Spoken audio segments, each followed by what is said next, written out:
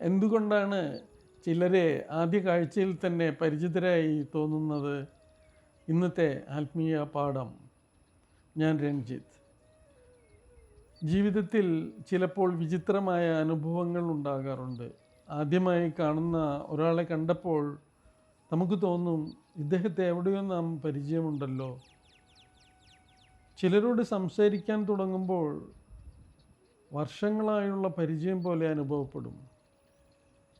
മറ്റു ചിലരെ വർഷങ്ങളായി അറിയാമെങ്കിലും അകലം അനുഭവപ്പെടും. എന്തുകൊണ്ടാണിത്? പുരാതന ആത്മീയ പാരമ്പര്യങ്ങൾ പറയുന്നത് മനുഷ്യർ ശരീരം മാത്രമല്ല എന്നാണ്. ആത്മാവ് ദീർഘമായ ഒരു യാത്രയിലാണ്. ഒരു ജീവിതം മാത്രമല്ല, നിരവധി അനുഭവങ്ങളിലൂടെ അത് വളരുന്നു.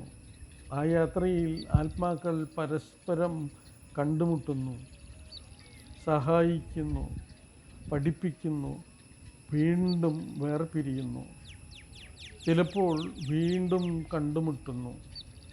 അതുകൊണ്ടായിരിക്കാം ചില ആത്മാക്കൾ തമ്മിൽ ഒരു അദൃശ്യ പരിചയം അനുഭവപ്പെടുന്നത്. ഒരു ചെറിയ കഥ പറയാം. ഒരു യുവ സംഗീതജ്ഞൻ ഒരു നഗരത്തിലേക്ക് താമസം മാറി. ഒരു ദിവസം ഒരു വയോധികനെ കണ്ടു. അദ്ദേഹത്തെ കണ്ട നിമിഷം തന്നെ ഒരു വിചിത്രമായ അടുപ്പം അനുഭവപ്പെട്ടു. ആദ്യ കൂടിക്കാഴ്ചയിൽ തന്നെ മണിക്കൂറുകളോളം സംസാരിച്ചു. മാസങ്ങൾ കടന്നുപോയി. അവരുടെ സൗഹൃദം കൂടുതൽ ശക്തമായി.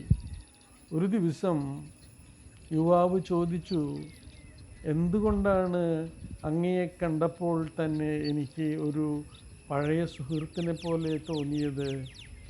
വയോധികൻ ചിരിച്ചു. അതെനിക്കറിയില്ല, പക്ഷേ ചില ആത്മാക്കൾ കണ്ടുമുട്ടുമ്പോൾ ഹൃദയം തിരിച്ചറിയുന്നു, മനസ്സ് കാരണമന്വേഷിക്കും. ചില ആത്മാക്കൾ കണ്ടുമുട്ടുമ്പോൾ ഹൃദയം തിരിച്ചറിയും, മനസ്സ് കാരണം അന്വേഷിക്കും, ഹൃദയം പരിചയം അനുഭവിക്കും. ഇതിലെ ഒരു ജീവിത പാഠം നമുക്ക് നോക്കാം.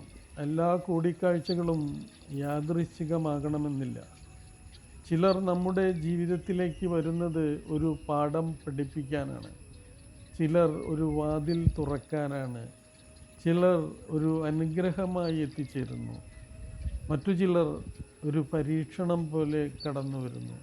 അതിനാൽ ഓരോ കൂടിക്കാഴ്ചയെയും നാം ബഹുമാനിക്കേണ്ടതുണ്ട്.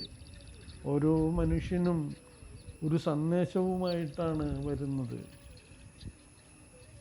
ഒരു ചെറിയ അഭ്യാസം നമുക്ക് നോക്കാം.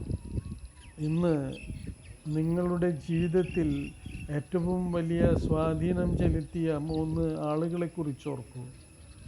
അവർ നിങ്ങളെ എന്താണ് പഠിപ്പിച്ചതെന്ന് ഓർക്കൂ. അവരാണ് നിങ്ങളുടെ ആത്മീയ യാത്രയിലെ അധ്യാപകർ. ചില ആത്മാക്കൾ ആദ്യമായി കണ്ടുമുട്ടുമ്പോഴും പഴയ സുഹൃത്തുക്കളെ പോലെ തോന്നുന്നു. ആത്മനമസ്തേ. ഞാൻ രഞ്ജിത്ത്, തൃശ്ശൂരിൽ നിന്നുമാണ്. Pranavidya school of healing.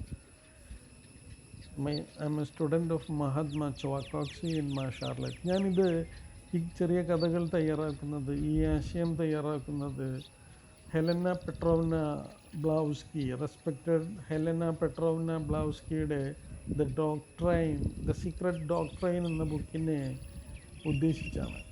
Thank you. Namaste.